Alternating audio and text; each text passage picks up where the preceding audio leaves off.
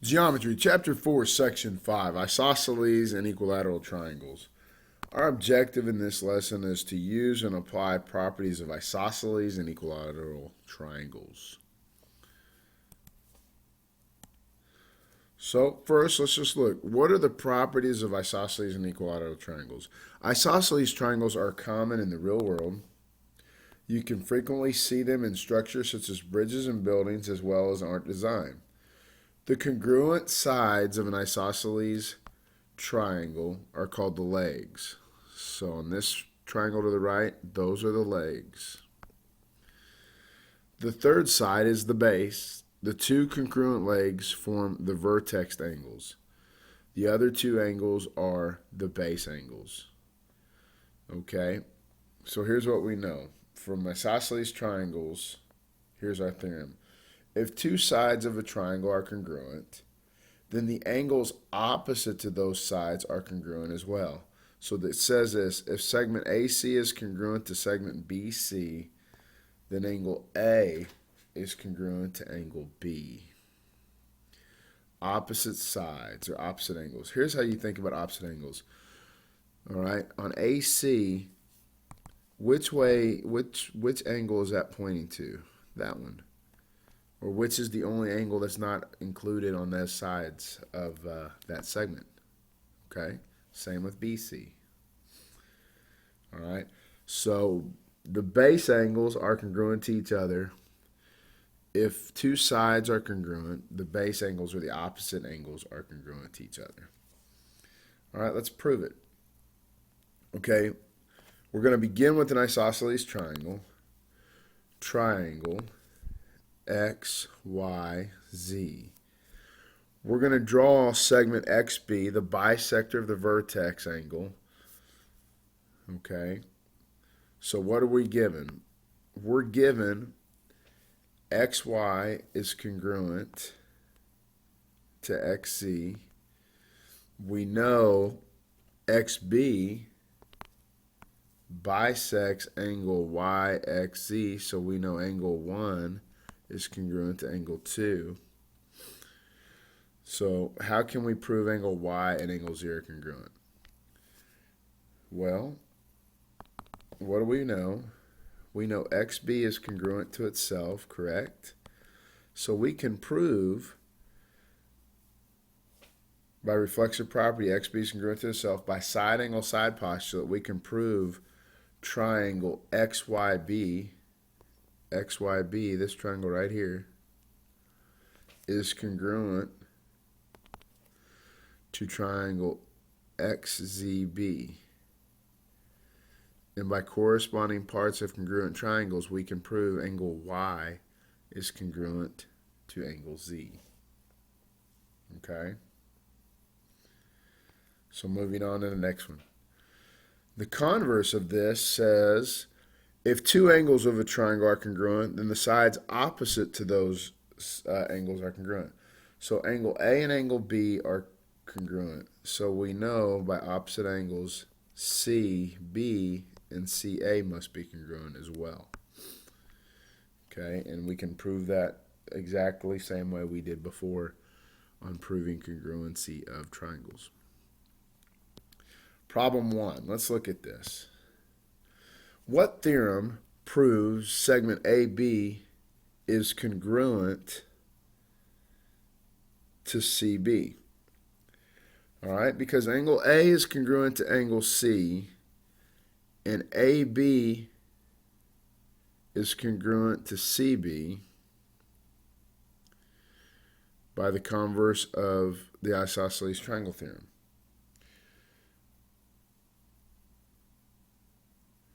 What theorem proves angle A is congruent to angle DEA?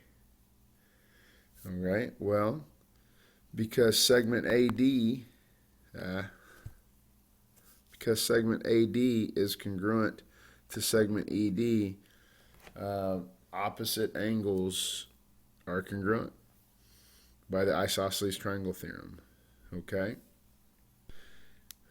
So again, we were able to prove things by the converse of the isosceles triangle theorem and because of the isosceles triangle theorem. So let's look at number 1. Is WVS, so here's WVS, congruent to angle S? Okay, so for A, well, let's look. We know WV is congruent to WS. If that's true, opposite sides, opposite angles of two congruent sides are congruent.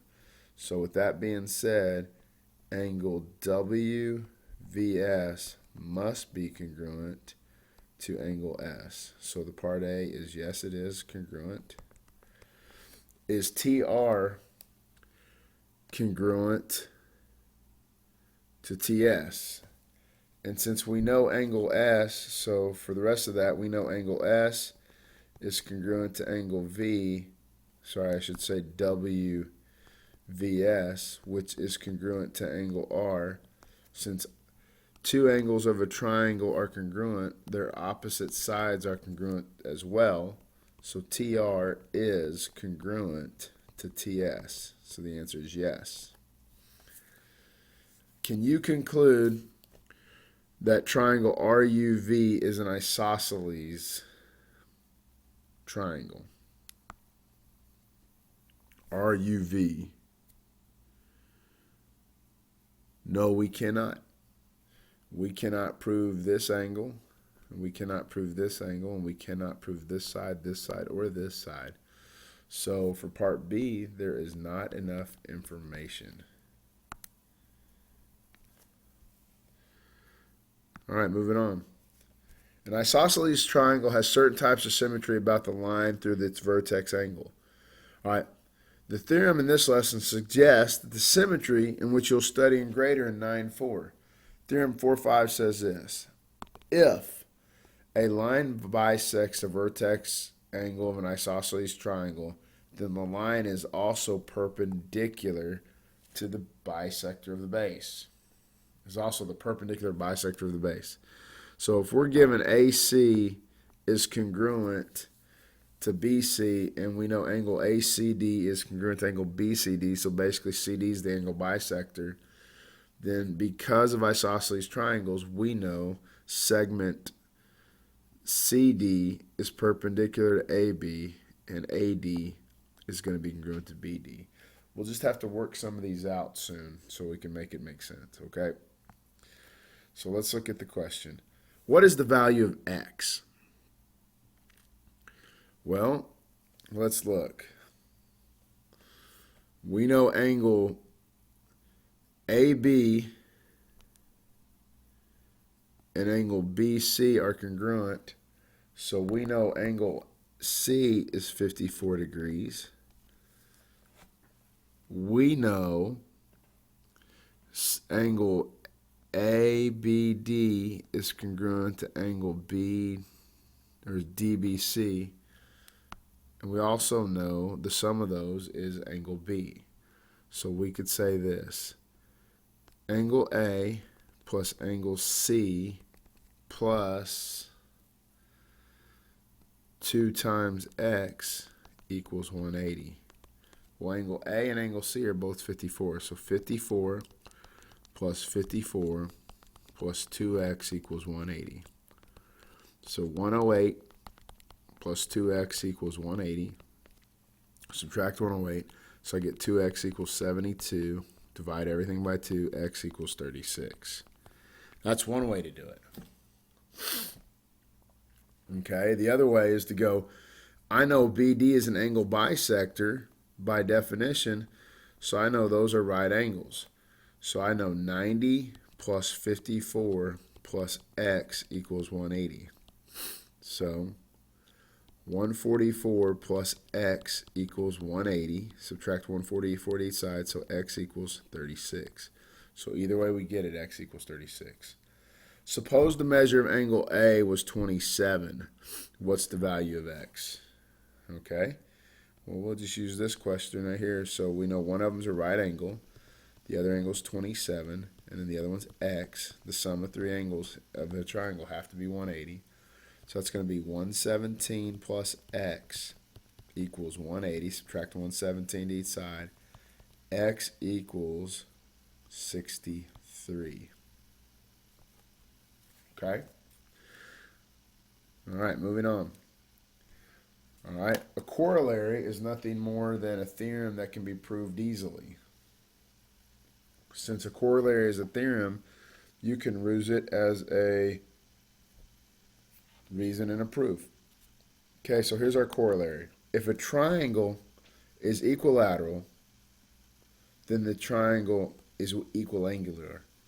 So if segment XY is congruent to YZ is congruent to ZX, then angle X is congruent to angle Y is congruent to angle Z. So the corollary of that is if a triangle is equiangular, then the triangle is equilateral. So if angle X and angle Y and angle Z are the same, segments XY, YZ, and ZX must be congruent as well. Okay? So finding angle measures.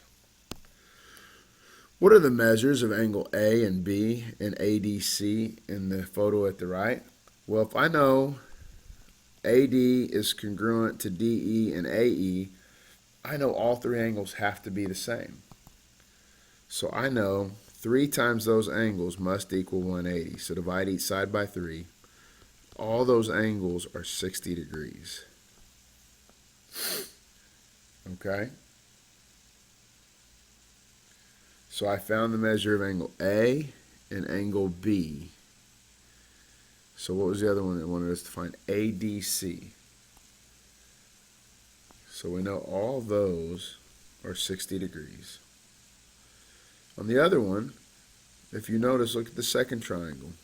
I don't know if it'll highlight or not. The DCE triangle. That triangle right there. Well, it's the exact same triangle. So I know every angle is 60 degrees in that one as well. So the measure of angle ADC is nothing more than the measure of angle ADE plus the measure of angle CDE, which is 60 plus 60. So the measure of angle ADC is 120.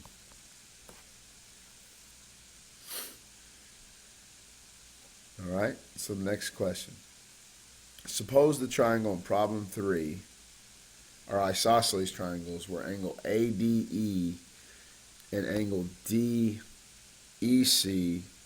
and angle ECB are vertex angles. Okay? If the vertex angles each have a measure of 58, what are the measures of angle A and the measures of angle BCD? Okay, well, the vertex angles are all 58, so let's look at that. I'm going to draw that noise. Maybe if orange will show up. That's 58. That's 58. That's 58. All right, so the measure of angle ADE, DEC, and ECB are 58. Well, the measure of angle A, all right, is going to be this. The measure of angle A times 2 plus 58 equals 180. So 2 times the measure of angle A equals, we subtract 58 to each side, 122. Divide each side by 22, the measure of angle A equals 61. So that answers the first question, measure of angle A. The measure of angle BDC is equal to the measure of angle ECB plus the measure of angle ECD. Well, ECB was given as 58 degrees, and ECD, if we look at our thing, we can prove is congruent to angle A, which would be 61. So the measure of angle BCD would equal 119. Okay, it's a lot of wordy stuff. Take your time through the homework problems. It'll make sense. Okay, let's just do a quick lesson change. What is the measure of angle A? Well, because it's an isosceles triangle, opposite sides are congruent, opposite angles are congruent.